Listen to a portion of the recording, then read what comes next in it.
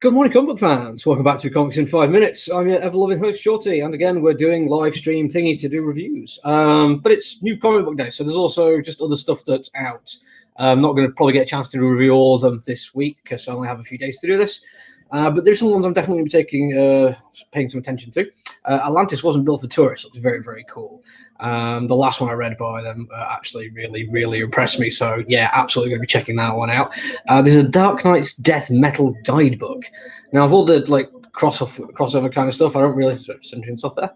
A guidebook isn't usually something I'd really get excited about, but it does still have some comic book stuff going in there, and it's got some quite cool looking artwork in places, so I will like to look at that one. There's another Empire thingy, Lords of Empire Swordsman. It's another one of the one-shots, but it's like the third one-shot in the same theme.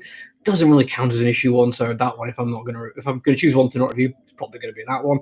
And then there's the first Maestro, which is some Hulk-related character. I don't really know much about, so I don't mind reading it just to try it out and see what it's like, but it's another quiet week for new releases, I'm afraid. But as mentioned, today we're doing EngineWard.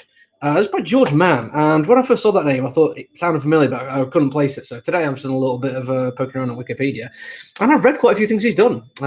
He did the Newbury and Hobbs steampunk novels. I read a couple of those, and what else is the series he did? He did Dark Souls comic books, which is very cool. Ghost of Manhattan, which was very cool, but it's the fact that he's done the Dark Souls comic books which actually made me think, right, okay, this is slightly different than what I'd usually expect from somebody who does novels going into comic books. He's already got some experience. He's done some of the Dark Souls comic books, and people rave about those. So, yeah, I was like, go on then, let's give this a shot. Let's give it a proper look and see what's going on here. First off, you can see his novel writing kind of standing out large, quite obvious, because most of what's going on here is world building. Now, I don't know what's wrong with that, if it's handled well, if it's not all that's happening, if there's still a story, if there's still good characters, if there's still stakes going on, then I'm okay with spending a bit of time explaining to the world, explaining to people what's going on in the world. That's all well and good. And he does it in a couple of different ways. There's basically just a boxed out text explaining what's been happening, which gives you the very basic idea that Earth as was pretty much annihilated in a war, and everyone left, and there's just basically some kind of failing civilization left behind, ran by I can't remember, the Celestials, I think they were called, which seem to be named after constellations.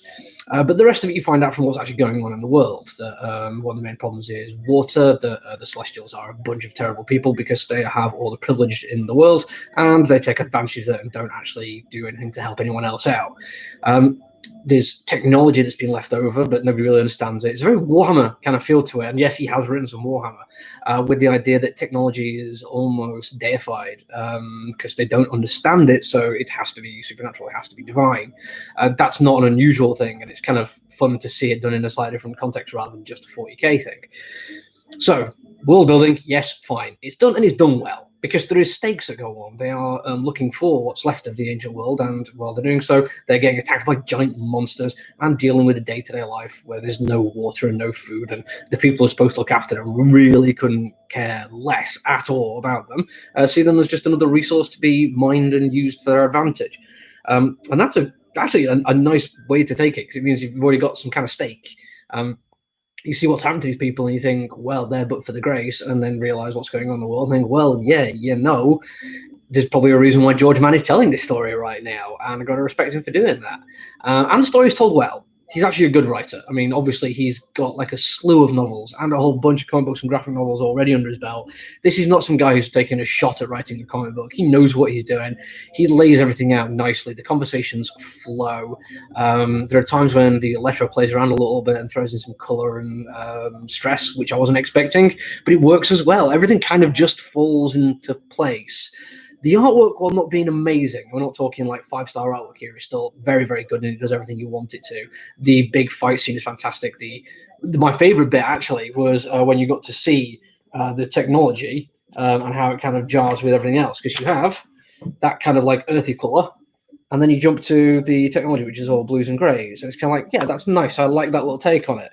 Then you don't have to go much further until you see what the Celestials are like getting on with, and you think, yeah, okay, this is a very different world that they live in for obvious reasons. And then you get a little glimpse of their politics and you realize this is never going to change either. And it's going to now be a struggle for survival. And I like that. I'd like this post-apocalyptic thing.